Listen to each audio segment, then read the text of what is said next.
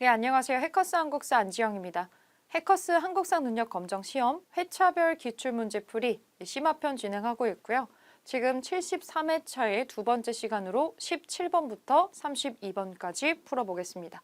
네, 17번. 가 왕의 재위 시기에 있었던 사실로 옳지 않은 것은 이 왕이 누군지 알아야겠죠. 이 왕께서 돌아가신 뒤에 어린 왕을 새로 옹립한 이인임이 원과의 관계 회복에 나섰다는군. 여기 원이 나오네요. 원.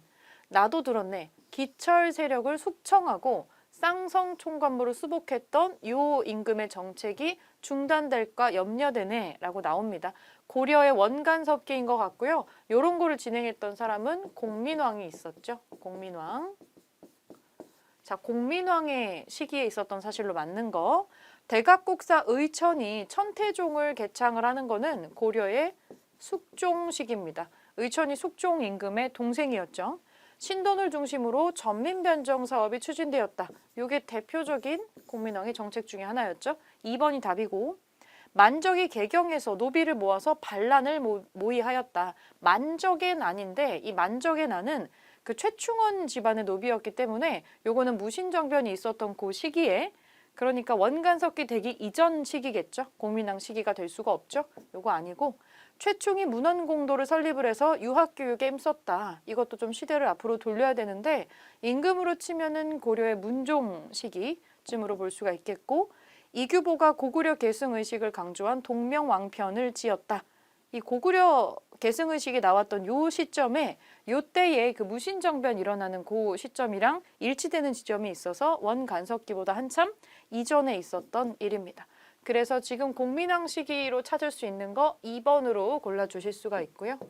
자, 18번. 가에 대한 고려의 대응으로 옳은 것은 최무선과 화포 이야기. 자, 지금 최무선이 나오니까 화포가 또 나오고 뭔지 머릿속에 떠올라야 되는데, 진포대첩에서 나세, 심덕부 등과 같이 화포를 이용해서 이 가라고 하는 국가를 물리친 장면이라고 하고 있습니다. 진포대첩은 왜구를 물리친 거예요. 왜구. 일본이죠. 자, 왜구에 대한 고려의 대응이에요. 고려. 광군을 조직해서 침입에 대비한 거는 거란이 들어올까 봐 이거는 고려가 대비를 했었던 거고, 경성과 경원에 무역소를 설치하는 거, 요런 거 설치했었던 건 조선 태종 시기에 있었던 거기 때문에 시기가 지금 맞지 않고요. 박위를 파견을 해서 근거지를 토벌하였다. 3번이 답이 될 수가 있겠죠. 이 스시마를 토벌했던 거. 어영청을 중심으로 북벌을 추진했던 건 조선 효종 때고요. 대장도감을 설치해서 8만 대장경을 간행을 하는 거는 이 몽골에 대해서 했었던 정책이었죠. 3번으로 골라주시고, 3번. 19번. 가나다라 마에 대한 설명으로 옳지 않은 것은 세계 기록유산, 한국의 세계 기록유산, 조선왕조실록, 직지심체요절, 조선왕조의궤, 통일보감, 일성록까지 있는데, 유네스코에 대한 문제도 우리가 국토 크기에 비해서는 좀 많은 편이에요. 그리고 매년 새롭게 지정되는 것들이 다채롭게 있기 때문에 이런 것들은 그 시험 보기 전에 작년이나 아니면 이 해에 이 시험 보기 전에 연초라든지 이때까지 뭔가 새로운 뉴스가 있는지를 꼭 검색을 해보시면 좋을 것 같고요. 자, 맞지 않는 거 골라보겠습니다. 조선왕조실록, 가에 대한 설명인데 사초와 시정기 등을 종합해서 편찬을 한다. 그쵸? 이런 거를 밑그림 작업으로 시작을 해가지고 임금이 사망을 하면 이런 걸 다 모아서 이걸 종합해가지고 편찬을 합니다. 이건 맞는 얘기예요. 맞는 얘기. 직지심체요절, 청주 흥덕사에서 금속활자본으로 간행이 되었다.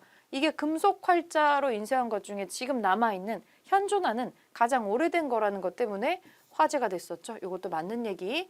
조선 왕조 의궤, 병인양요 당시에 일부가 프랑스 군에게 약탈됐었죠. 그래서 외교장각 의궤라고 기억나실 텐데 수백 건의 이 의궤가 약탈이 됐어서 우리가 영구대여라는 굉장히 희한한 방식으로 갖고 오기는 했죠. 지금 국립중앙박물관에서 볼 수가 있는 유물이고, 자, 동의보감.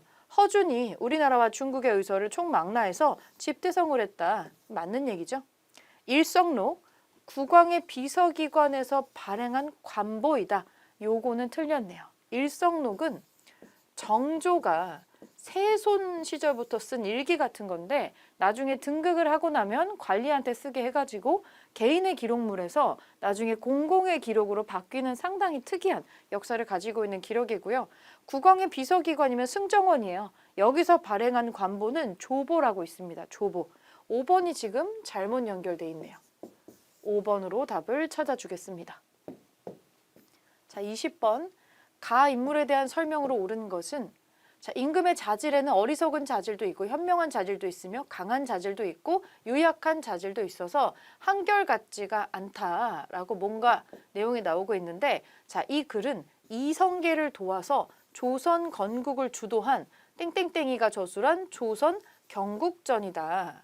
여기 보니까 임금을 그냥 덮어놓고 훌륭한 사람이라고만 묘사하고 있지 않고요. 이렇게 좋은 임금도 있고 별로 그렇지 않은 사람도 있기 때문에 자질이 고르지가 않아서 그 임금이 그렇기 때문에 재상이라고 하는 존재는 임금의 아름다운 점은 그대로 따르되 나쁜 점은 바로잡고 옳은 일은 받들고 옳지 않은 것은 막아서 이 사람이 잘 되도록 해야 된다는 거예요. 이 재상의 역할을 굉장히 중요하게 써놨죠. 정도전. 정도전에 대해서 옳은 거 골라보겠습니다. 불시잡변을 지어서 불교를 비판하였다. 정도전 대표적인 신진사대부 성리학자 중에 하나죠. 불시잡변. 이거 부처를 굉장히 낮잡아서 불시라고 한 거죠. 부처님의 이렇게 말하면 좀 그렇지만 부처님의 잡소리라고 번역이 될 수가 있는 이 책을 지었던 것이 또 대표적으로 나오는 것 중에 하나고요. 계유정난을 계기로 정계에서 축출되었다. 수양대군이 일으킨 난이잖아요. 정계에서 축출이 되었다면 이전에 단종을 비호했었던 그런 신하들이었겠죠. 황보인이라든지 김종서라든지 이런 사람들이 될 수가 있겠고 최초의 서원인 백운동 서원을 건립하는 것 주세붕, 일본에 다녀와서 해동 제국기를 편찬하는 것 신숙주, 성리학의 개념을 도식으로 설명한 성학십도를 짓는 것은 이황이죠. 이황. 정도전에 대한 내용은 1번으로 찾으면 되겠네요. 21번 가왕의 업적으로 옳은 것은 월인 천강지곡이라는 제목에는 하나의 달이 1000개의 강물에 비친다는 뜻이 담겨 있는데 이 책의 편찬 경위를 말씀해 주세요. 한글이 보여요. 한글이 지금 훈민정음. 자, 훈민정음이 창제가 되고 나서 3년 후에 왕비가 세상을 떠나자 이 왕은 명복을 빌기 위해서 아들 수양대군에게 부처의 일대기와 설법을 담은 석보상절을 편찬하도록 명했습니다. 그 내용을 이 왕이 한글 노랫말로 옮긴 것이 월인 천강지곡입니다. 네, 이 왕은 세종이겠죠. 세상을 떠났다는 왕비는 소헌왕후인 것 같고요. 자, 그러면 세종의 업적. 수도 방어를 위해서 금이형을 설치하는 것은 숙종입니다. 이걸 설치해서 오군형 체제를 완성을 했죠. 이건 숙종. 음악 이론 등을 집대성한 악학계범을 완성한다. 이건 성종. 성종 때 뭐가 많이 완성이 돼요. 한양을 기준으로 한 역법서인 칠정산을 간행하였다. 요거 대표적인 세종치세기 일입니다. 세종 때 했던 것들의 대표적인 성격을 보자면 세종이 치세했었던 그 시기가 가장 우리 거를 중요시했었던 시기예요. 우리의 하늘을 기준으로 시간을 체크하고 우리의 한양을 기준으로 해서 역법서를 이렇게 만든다거나 우리의 과학, 우리의 글자, 우리의 문화 이런 거에 관심을 대단히 많이 갖고 뛰어난 성취가 연달아 나왔던 게 요 시기고 그걸 가장 강력하게 이끌었던 임금 중에 하나가 세종이라는 사람이에요. 우리 종묘에서 연주하는 음악도 원래 중국 거 다 빌려서 하다가 이 세종이라는 분이 평경도 박연한테 만들게 하고 우리 제사에 연주할 우리 음악인데 우리 악기로 해야죠. 그래서 우리 악기에도 관심이 많고 우리 노래도 다 만들고 뭐 보태평이라든지 정대협이라든지 이런 것도 작곡을 하고 여러 가지로 능력이 출중한 임금이었죠. 세종 때 우리 것이 좀 많이 집중으로 우리를 기준으로 만들어지는 게 많아진다. 머릿속에 넣어주시고요. 역대 문물제도를 정리한 동국 문헌 비고를 편찬하는 것은 이건 영조 때입니다. 이것은 영조 때고요. 현직 관리에게만 수조지를 지급을 하는 직전법을 실시하는 것은 세조가 하는 겁니다. 세조. 그래서 세종 업적으로는 3번을 골라주시면 되겠고 자, 22번 가 국가에 대한 조선의 정책으로 옳은 것은 그림 속의 장소는 창덕궁에 있었던 대보단으로 임진왜란 때 조선의 원군을 보낸 이 국가의 황제를 기리고자 건립을 한 것입니다. 명나라죠. 명나라. 중국. 자, 명나라에 대한 조선의 정책. 나선정벌에 조총부대를 파견하였다. 이때는 이미 명나라가 아니고 청나라가 있을 때입니다. 청나라. 이전에 청나라가 있을 때이기 때문에 청에다가 이제 그 요청에 맞춰가지고 파견을 했던 거고요. 하정사, 천추사 등의 사절단을 절기별로, 그러니까 시기별로 크게 1년에 4번에서 5번 정도 보냈어요. 물론 그 사이에도 짬짬이 뭔가 명나라에 기쁜 일이 있거나 뭐 이런 일이 있을 때에는 또 사신을 보내기도 했고 정기적으로 보내는 사절단이 존재를 했습니다. 2번이 답이겠고요. 백두산 정계비를 세워서 국경을 확정하는 거 이거는 숙종 때 있었던 건데 이것도 마찬가지로 청나라를 대상으로 했었던 거고요. 한성에 동평관을 두어서 무역을 허용하였다. 요거는 이제 그 일본과의 무역을 관장하려고 만들었던 거죠. 명나라가 아니고 공녀를 보내기 위해서 결혼도감 설치하는 거 원나라, 몽골이죠. 그래서 명나라에 해당하는 걸로 2번을 찾아주시면 되겠고요. 자, 23번 보겠습니다. 가에 들어가 내용으로 가장 적절한 것은 국왕이, 그러니까 폭정으로 흔들리는 조선, 국왕이 대신 3사 등과 함께 국정을 운영한 선왕대의 정치 구조를 깨고 폭정을 일삼다가 폐위된 왕, 폐위된 조선시대의 왕은 2명밖에 없습니다. 광해군 아니면 연산군이에요. 자, 누군지 한번 살펴보겠습니다. 3사와 대립하고 조의제문을 구실로 사림을 탄압하고 또 3부에 들어갈 수 있는 내용이 있고 반복된 폭정으로 반정이 일어나서 폐위되다. 조의제문, 조의제문 요걸로 사화를 일으킨 게 또 있습니다. 조선 초반에 이제 사화를 2번이나 일으킨 임금인데 이 사람 연산군이에요. 자, 가에 들어갈 거 찾아볼게요. 이괄의 난이 일어나 공주로 피란하다. 이거 인조죠. 이건 인조. 단종의 보기를 깨한 성산문을 처형하다. 요거는 세조. 영창대군을 죽이고 임목대비를 유폐하는 건 광해군이고요. 위훈 삭제를 주장한 조강조 일파를 제거하는 것 중종입니다. 중종. 패비 윤씨, 연산군 어머니죠. 요 사사 사건을 빌미로 신하들을 숙청하다. 요게 이제 연산군 때 들어갈 수 있는 내용이 되겠죠. 5번으로 봐주시면 되겠습니다. 자, 24번. 가나다라 마에서 있었던 사실로 옳은 것은 우리나라 성곽의 역사를 찾아서 서울, 경기, 인천편. 자, 강화산성부터 한번 볼게요. 정봉수가 후금의 침입에 맞서 싸웠다. 요거 이제 정묘호란에 해당하는 건데 이건 용골산성입니다. 아니네요. 지금 우리가 찾아야 되는 거는 맞는 거니까 요거 아니고.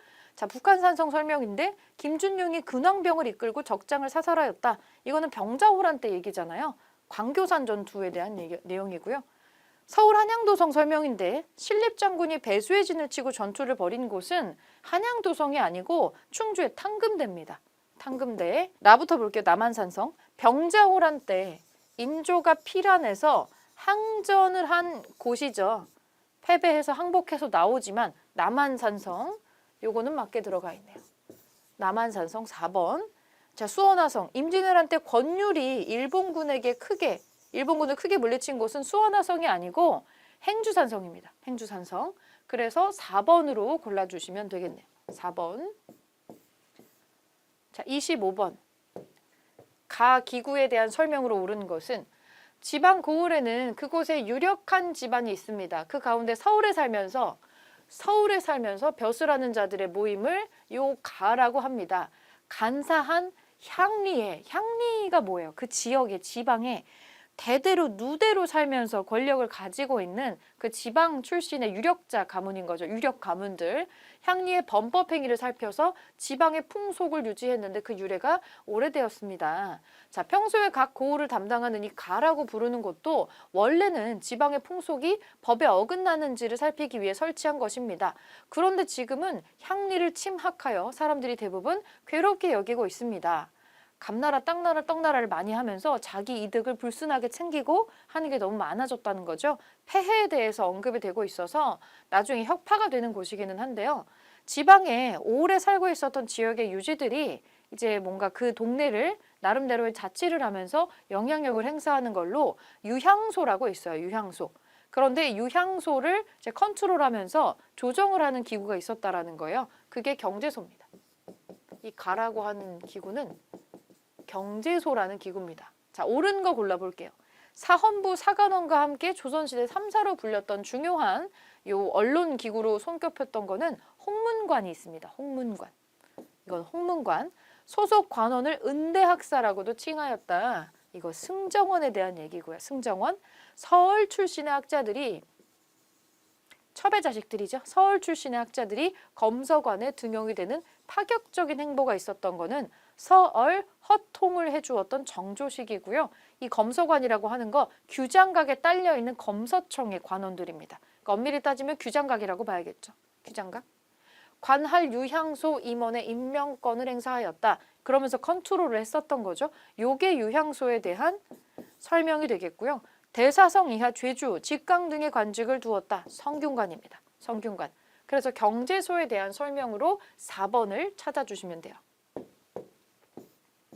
자, 26번. 가 인물의 작품으로 옳은 것은 이곳 철원 삼부연 폭포는 겸재 땡땡이 그린 그림으로 유명합니다. 여기 겸재 정선이죠. 겸재 정선. 진경산수 화풍을 구축했었던 사람. 자, 정선 작품을 찾아보겠습니다. 정선의 작품을 평소에 좀 봤다면은 또 쉽게 풀 수도 있는 거였는데 정선. 자, 1번부터 볼게요. 1번은 금강산의 풍경을 그린 금강래도라는 건데 요거 정선 작품입니다. 정선 거. 바로 1번에 나와버리네요. 자, 2번은 이거는 김홍도의 작품인데 그렇게 대중화로 알려지지 않은 작품인 것 같긴 해요. 산수인물도라는 작품입니다. 이거는 김홍도 거고요. 자, 3번 굉장히 유명한 작품이죠. 해원 신윤복의 월하정인이라는 작품이고요. 4번은 강세황이라고 하는 사람이 그 원근법이라는 거를 적용을 해가지고 만들었던 영통동구도라는 그림입니다. 영통동구도. 그리고 5번은 실제 있는 풍경이 아니죠. 이거는 안견의 목류도원도입니다. 꿈속에서 본 모습을 그렸다는 목류도원도고요. 정선 작품 1번으로 찾아주시면 될 것 같아요. 자, 27번으로 올라와서 가왕의 재위식이 있었던 사실로 맞는 거. 자, 반쪽만 남은 어진의 주인공, 어진 임금 초상화입니다. 이 그림은 가라는 임금의 초상화고요. 조선시대 그려진 현존하는 어진 가운데 군복을 입고 있는 유일한 사례입니다. 강화도령으로 불렸던 그는 안동김씨 순원왕후의 명으로 왕위에 올랐지만 임술 농민봉기가 일어나는 등 혼란한 상황 속에서 승하를 했다. 6.25 전쟁 때 화재로 어진의 일부가 소실이 되었다. 강화도령으로 불렸다는 이 사람 철종이죠. 자, 철종. 자, 옳은 거 골라보겠습니다. 윤지충 등이 처형된 신의 박해가 일어났다. 요거는 정조 때입니다. 정조가 이 문제를 크게 키우고 싶어 하지 않아 해서 의외로 관련자들만 처형되고 조용히 수습이 됐었죠. 오페르트가 남연군 묘 도구를 시도했다. 남연군은 흥선대원군 아버지의 무덤입니다. 그래서 흥선대원군이 있을 때 벌어진 일인데 임금으로 따지자면 고종이 등극했을 시기지만 일단 이거는 흥선대원군하고 관련이 있어요. 국왕의 친위 부대인 장룡령이 설치가 되는 것 정조 때고요. 경신, 환국 등 여러 차례 환국이 발생하는 것은 숙종 때네요. 숙종. 박규수의 건의로 삼정 이정청이 설치되었다. 임술 농민봉기에 대한 거를 조사하기 위해서 박규수가 나중에 안핵사로 파견됐었잖아요. 그래서 박규수의 이 건의로 삼정 이정청이 설치가 되기도 했었죠. 전형적인 세도 정치기에 등극했었던 사람이고 답은 5번으로 찾아주시면 되겠습니다. 자, 28번. 다음 자료를 활용한 탐구 주제로 가장 적절한 것은 선무군관 직책을 특별히 설치하고 서북을 제외한 육도에서 벼슬이 없는 자들 중에 선정한다. 사족이 아니거나 음서를 받지 않은 자들, 군보 역할에 그치기에는 아까운 자들을 대상으로 한다. 평시에는 입번과 훈련을 면해주고 다만 배 한 피를 받는데 유사시에는 관할 수령이 지도해서 방비에 임하도록 한다. 이 배 한 피를 받는다. 선무군관포. 이 선무군관 제도는 무언가 이 배 한 피를 받음으로 해서 재정의 보탬이 될 수가 있겠죠. 요거랑 연관되는 거 주제를 지금 찾아보는 건데 문제를 풀면서 알아보도록 할게요. 토산물을 쌀과 동전으로 납부하게 한 원인. 이거는 이 군사 제도 이런 거하고는 관련이 또 없고요. 군포랑은 관련이 없죠. 요거는 대동법이랑 관련된 거니까. 요거는 대동법이랑 관련된 거. 자, 균역법의 실시로 인한 세입 감소분의 보충 방안. 요게 되겠죠. 영조 때 있었던 건데 해마다 군포를 장정 한 명당 2필씩 내는 거를 한 필로 50%를 삭감을 해준 거예요.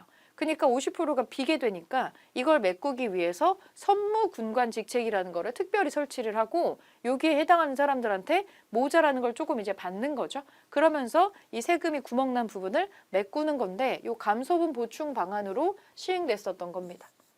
2번이고요. 시전 상인의 특권을 축소한 시내통공의 단행 배경.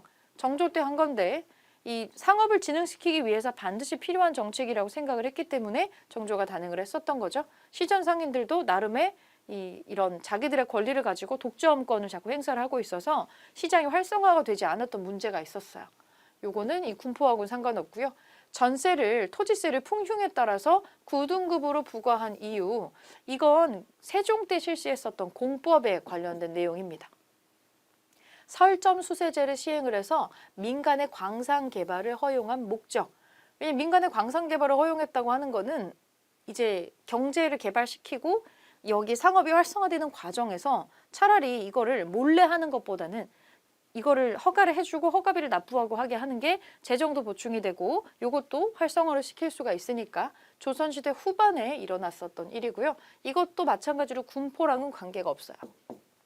그래서 선무군관포라고 하는 게 등장하는 배경으로 영조 때 균역법의 실시로 인해서 세수가 부족해지는 부분을 보충하는 방안이었다. 이렇게 찾아주시고 29번 다음 자료에 나타난 사건에 대한 설명으로 옳은 것은 고금 천하에 김옥균, 홍영식 등의 역적들처럼 극악하고 무도한 자들이 있겠는가. 처음에는 연애를 베풀어 사람들을 찔러 죽이고 끝에는 병고가 일어났다고 선언하고는 전하를 강박하여 처소를 옮기게 했다. 일본 사람들을 끼고 병기를 휘둘러 재상들을 모두 죽여 궁궐에 피를 뿌리고 장상의 중직을 잠깐 동안에 차지해서 종묘사직을 위태롭게 했다. 김옥균이 나온다면 갑신정변입니다. 자, 갑신정변에 해당하는 설명. 청군의 개입으로 3일 만에 끝나서 3일천하라고 하죠. 1번이 답이네요. 전개 과정에서 홍범 14조가 반포가 되는 것은 요거는 2차 갑오 개혁에 관련된 설명이고 통리기무 아문이 설치가 되는 계기 초기 개화 정책 중에 하나입니다. 1880년에 있었던 일이고 조일 통상 장정이 체결되는 결과를 초래하였다. 이 조일 통상 장정이라고 하는 건 나중에 강화도 조약이 맺어지고 나서 그리고 일본과 우리가 통상 장정을 맺게 되는 거니까 갑신정변보다 한참 이전에 일어났던 일이고 전후 관계에 대한 인과성은 없어요. 이쪽은. 결과를 초래하지는 못했죠. 시기가 완전 다르죠. 구식군에 대한 차별 대우가 발달해서 일어난 거는 이모군란입니다. 갑신정변보다 2년 정도 먼저 일어났던 사건이에요. 자, 1번으로 찾아주시고 30번 밑줄구은 이 시기에 볼 수 있는 모습으로 적절하지 않은 것은 이것은 경상도 단성형 김땡봉의 가게의 직역 변화입니다.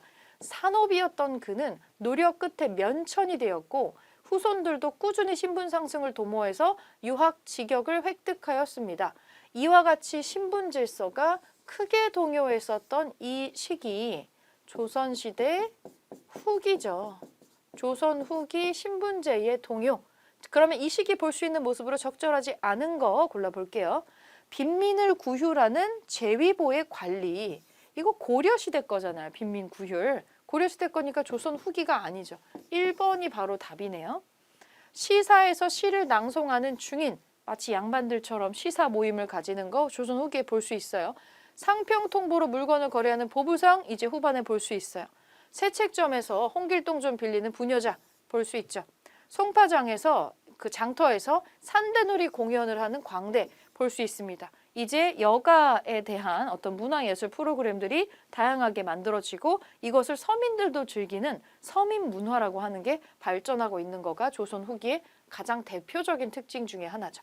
자, 1번으로 혼자 고려시대 거 들어가 있는 거 골라주시면 되고 자, 31번 볼게요.